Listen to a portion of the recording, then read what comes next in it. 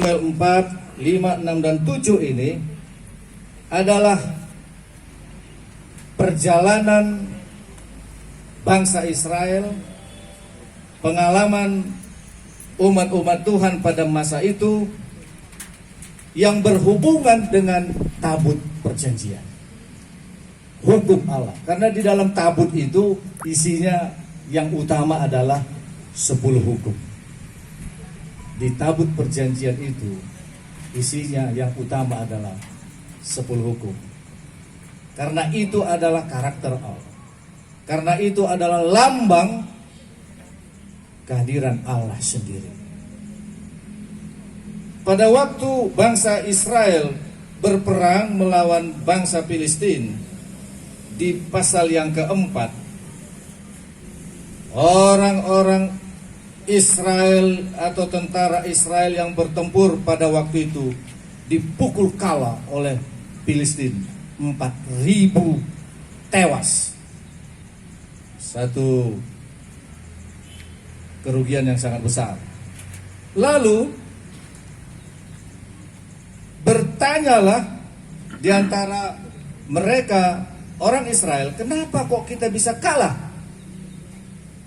Setelah berembuk, oh, kita harus pergi ke Silo, ambil tabut perjanjian dari sana.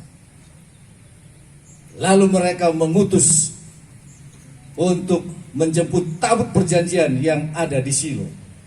Dibawalah ke perkemahan orang Israel. Pada waktu tabut perjanjian ini tiba di perkemahan Israel, mereka bersorak bergembira. Suara sorak mereka terdengar di perkemahan tentara Filistin. Mereka menjadi gempar. Apa yang terjadi? Kenapa kok seperti luar biasa di di perkemahan orang Israel? Lalu mereka ketahui, lalu mereka katakan, celaka kita, celaka, sebab Allah mereka telah datang ke perkemahan itu. Dan mereka berkata, celaka, sebab itu belum pernah terjadi dahulu. Celakalah kita, siapakah yang menolong kita dari tangan Allah yang maha dahsyat ini? Inilah juga Allah yang telah menghajar orang Mesir dengan berbagai tulah di padang gurun. Inilah kata orang Filistin itu. Ketakutan, kegentaran yang mereka rasakan. Tapi Bapak Ibu dan orang-orang muda, kita baca seterusnya. Ada yang menguatkan mereka rupanya. Ada yang menguatkan mereka. Kuatkanlah hatimu dan berlakulah seperti laki-laki, hai orang Filistin. Lalu di ayat selanjutnya, lalu berperanglah orang Filistin sehingga orang Israel terpukul kalah. Tabut sudah ada di situ Bapak Ibu. Pada waktu tabut itu tiba di perkemahan Israel, kegentaran, ketakutan di kalangan orang Filistin. Tapi ketika mereka bertempur kembali, tadi hanya 4.000 yang mati.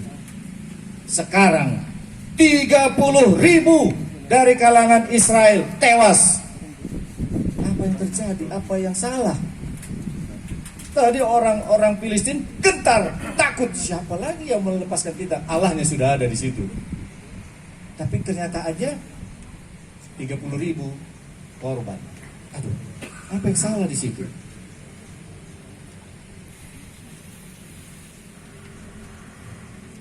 Saya berpikir-pikir, tidak menjadi jaminan juga ya, walaupun lambang kehadiran Allah itu sudah ada di kalangan bangsa Israel waktu itu, nggak jaminan juga, justru lebih banyak yang kalah. Kita baca seterusnya kepada pasal yang kelima. Orang Filistin mengambil tabut Allah itu waktu sudah ditewaskan 30.000, dirampas, lalu dibawanya ke kuil Dagon, diletakkannya di sisi Dagon. Dagon adalah dewa orang Filistin. Tapi apa yang terjadi? Pada waktu mereka bangun pagi-pagi, orang Asdod itu Mereka lihat Dagon sudah jatuh. Dewa yang mereka puja itu jatuh. Mukanya ke tanah di hadapan tabut Tuhan. Lalu mereka ambil lagi Dagon itu. Dia tempatkan lagi ke tempatnya. Pada keesokan harinya mereka bangun. Mereka melihat Dagon sudah terjatuh. Sekarang sudah hancur. Dan tangan Tuhan menekan orang Asdod. Lalu ada borok, ada bala yang menimpa orang Asdod karena tabut Allah ada di sana. Tabut perjanjian atau hukum di antara orang Pasik atau Filistin tidak menjadi berkat, justru menjadi malapetaka.